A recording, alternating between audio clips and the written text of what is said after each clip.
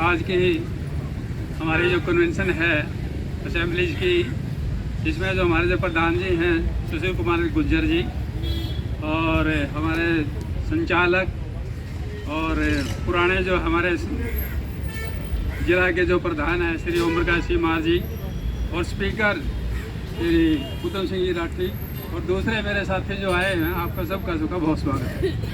ये हरियाणा कर्मचारी असेंबली द्वारा कर्मचारियों की पुरानी पेंशन बहाली से संबंधित प्रस्ताव है। माननीय नेता प्रतिपक्ष हरियाणा विधानसभा चंडीगढ़ आदरणीय महोदय, आज दिनांक 15/12/23 को जिला मुख्यालय करनाल पर हरियाणा कर्मचारी असेंबली का सत्र आयोजित किया गया, जिसमें राज्य के कर्मचारी की पुरानी पेंशन बहाली पर व्यापक चर्चा के बाद सर्वसम्मति से यह प्रस्ताव पारित किया गया है।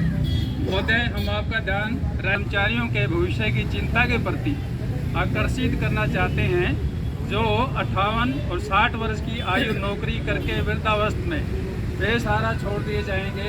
उन्हें जीवन के जटिल दौर में पेंशन, परिवार पेंशन अथवा किसी भी प्रकार की सामाजिक सुरक्षा से वंचित रखा जाएगा।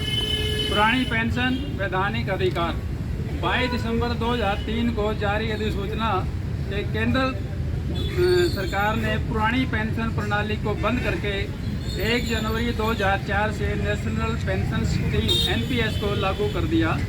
इसके बाद हरियाणा सरकार ने 1 जनवरी 2006 से भर्ती हुए कर्मचारियों के लिए इसे अनिवार्य कर दिया। सचेत कर्मचारी संगठनों द्वारा तभी से इसका विरोध शुरू कर दिया गया, परंतु सरकार ने इस मांग को लगातार अनसुना कर दिया। अब NPS कर्मचारियों की बढ़ती तादाद के चलते NPS का विरोध बढ़ा है, जिसके दबाव में छत्तीसगढ़, राजस्थान, झारखंड, पंजाब व हिमाचल प्रदेश राज्यों में पुरानी पेंशन को बहाल करना पड़ा। पश्चिम बंगाल के सरकारी कर्मचारी तथा सेना के लिए OPS जारी है।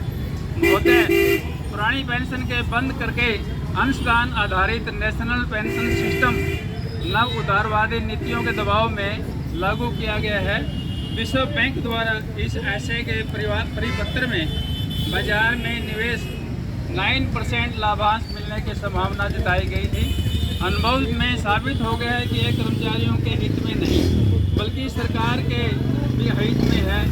इसके तहत 10% कर्मचारी का और 14% सरकार का धन दर्शकों को शेयर बाजार के जरिए वित्तीय पूंजी की सेवा में चला जाता है।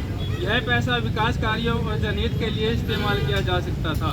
महोदय, बुढ़ापे में सार्वभौमिक पेंशन की सिद्धांत को स्वीकार करते हुए अनेक राज्यों में बुढ़ापा पेंशन चालू की गई है और जरूरत को देखते हुए इसकी राशि बढ़ाने की मांग की जा रही है। ऐसी स्थिति में 30-35 साल तक सेवा करने वाले कर्मचारी को बुढ़ापा में बाजार के हवाले छोड़ देने का कोई औचित्य नहीं बनता। सुप्रीम कोर्ट की संवैधानिक पीठ ने कहा है कि पेंशन कर्मचारियों का बुनियादी अधिकार है।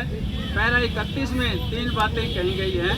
नंबर 1, पेंशन नियोक्ता द्वारा इनाम या सदेशा स्वरूप दया भाव की चीज़ नहीं है, बल्कि 1972 के नियम के अनुसार यह कर्मचारी का व्यापक अधिकार बनता है, जो संविधान में आर्टिकल 309 व 148 के क्लॉज 50 के तहत संवैधानिक चरित्र का है।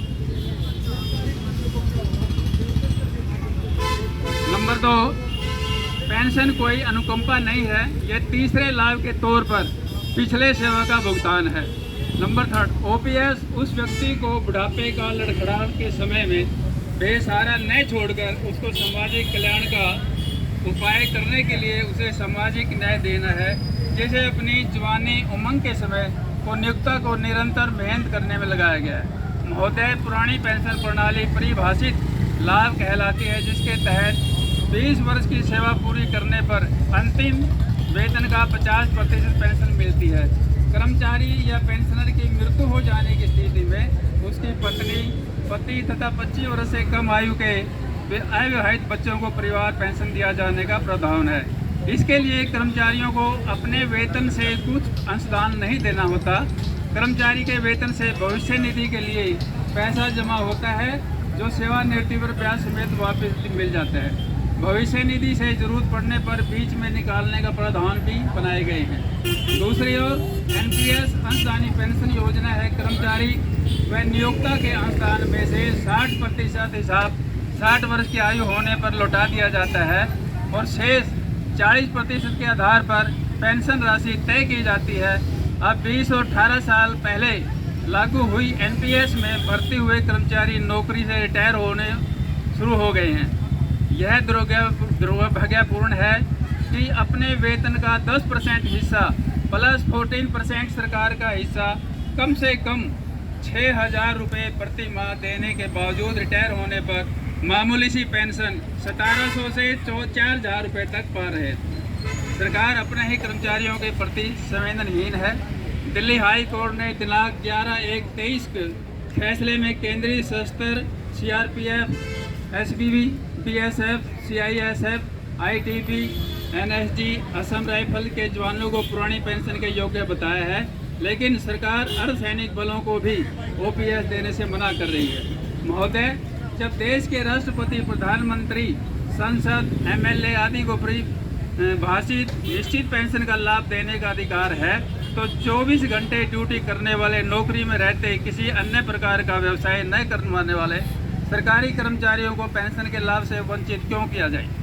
कई देशों में पेंशन फंड ध्वस्त हो गया और पेंशन भोगियों को लड़खड़ा के समय बुढ़ापा में बेसहारा छोड़ दिया गया है। एनपीएस के तहत एकत्रित धन को पीएफआरडीए के द्वारा बाजार में निवेश किया जाता है। जमाकर्ता का इस प्रक्रिया पर कोई नियंत्रण नहीं है। अगर मार्केट ध्वस्त हो जाती है और पेंशन फंड दिवालिया हो जाता है तो इसका परिणाम कौन भुगतेगा? एनपीएस लागू करते हुए तर्क दिया गया था कि बढ़ता पेंशन खर्च सरकारी खजाने के लिए अवहेलनीय बनता जा रहा है। आंकड़ों में यह तर्क निराधार साबित हुआ है, क्योंकि सेवानिवृत्ति के पश्चात मनुष्य की औसत आयु कम रह जाती है, जबकि एनपीएस का अंशदान लगभग 35 वर्ष देने से ज़्यादा धन खर्च होता है। इसके अलावा भविष्य निधि की राशि सरकार के पास रहती है तो वह पैसा विकास कार्यों के लिए भी उपलब्ध रहता है, जबकि एनपीएस का कर्मचारी या सरकार दोनों को अंशदान बाजार में चला जाता है। महोदय, इस असेंबली जिला उपायुक्त करनाल के माध्यम से यह प्रस्ताव भेजकर आपसे मांग करते हैं कि उपरोक्त तथ्यों पर गौर करते हुए निम्नलिखित मांगों को तुरंत प्रभाव से लागू किया जाए। नंबर 1, 1/1/2006 से नियुक्त हुए कर्मचारियों के लिए नियुक्ति तिथि से पुरानी पेंशन व्यवस्था बहाल की जाए। नंबर 2, कर्मचारियों से काटी गई राशि उनके जीपीएफ खाते खोलकर उनमें ब्याज सहित ट्रांसफर की जाए। नंबर 3, सरकार अपना अंशदान पीएफआरडीए से वापस लेकर विशेष को स्थापित करे। धन्यवाद सिया। धन्यवाद दूलीचंद चौहान जी का जी, जो पुरानी पेंशन बहाली पे जो वाले इन्होंने प्रस्ताव रखा और साथियों ने सुना। तो साथियों, इस प्रस्ताव पर जो भी साथी बहस करना चाहते हैं वो